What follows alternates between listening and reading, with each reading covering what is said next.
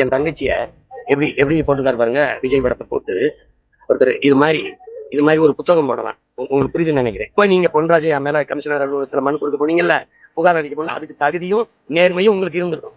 நீங்க எங்க குடும்பங்களை பேசும்போது, என் மனைவிய, என் தம்பி சிவகார்த்தியின் குடும்பத்துல அவன் மகளை, ஐயா அன்பு சகோதரர் அஜித் அவர்கள் குடும்பத்தை பிள்ளைகளை, இதையெல்லாம் பேசும்போது நீங்க எங்க இருந்தீங்க?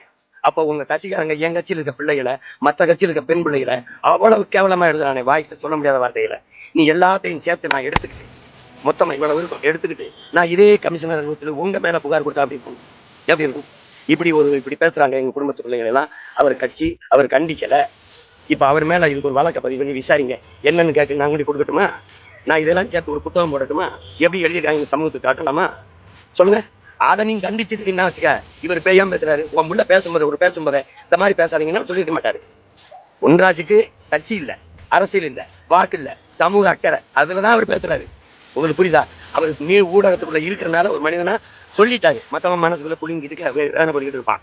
உங்களுக்கு வழங்குதுன்னு நினைக்கிறேன். அதனால அவர் சொன்னது யாரையும் காயப்படுத்தணும்னு இல்ல, இந்த மாதிரி இருக்குதே இந்த சமூகம், நம்ம நேரிச்ச சமூகம் இப்படி போயிருச்சே, இதுக்காக நம்ம முன்னோர்கள், ஆண்டோர்கள், சான்றோர்கள், அருமை பெருமக்கள்லாம் இந்த மாதிரி சமூகத்தை கட்டமைக்கவா பாடுபட்டார்கள். ஐயோ, இதை சரி செய்ய முடியாதாங்கிற ஆதங்கத்துல சொல்றாரு தம்பி, ஆதங்கத்துல சொல்றாரு.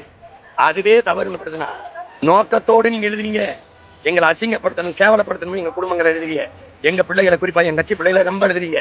அதை நான் என்ன செய்யலாம் சொல்லுங்க? என்ன செய்யலாம்? என்ன செய்யலாம் தம்பி? நீங்க என்ன பண்றீங்க? இந்த பெண்கள்லாம் உங்களை இந்த அண்மையில் நடக்கிறதுக்காக கொஞ்சம் வெறுக்கிறாங்கன்னு இந்த பெண்ணுக்காக நான் வருவேன்னு நடிக்கிறீங்க. நீங்க எங்க நடிக்கிறத நிறுத்தினீங்க? எங்க இன்னும் நடிச்சுதான் இருக்கீங்க. நீங்க திரையில நடிக்கிறது இப்ப தரையில தான் அதிகமா நடிக்கிறீங்க. நீங்க உண்மையிலே அக்கறை இருந்தா அந்த தங்கச்சிகள் பேசும்போது ஒரு அறிக்கை உங்க பேர்லையோ, உங்க கட்சி பேர்லையோ, உங்க பொதுச் செயலாளரோ, செய்தி தொடர்பாளர்களோ இது மாதிரி தங்கச்சியை பேசுறத நிறுத்திக்கணும். அன்பு வேற, இப்படி வெளிக்காட்டுறதுக்கு இந்த வார்த்தைகள் அருவருப்பாக செய்யக்கூடாது. அப்படி நீங்க அப்படி சொல்லலையே நீங்க. அப்புறம் இப்ப பொன்ராஜ் சொன்னதுல அவர் சொல்றது வருத்தம், ஆதங்கம், யாரையும் காயப்படுத்தணுங்கிற வார்த்தையா அல்ல. அதை வச்சுக்கணும்.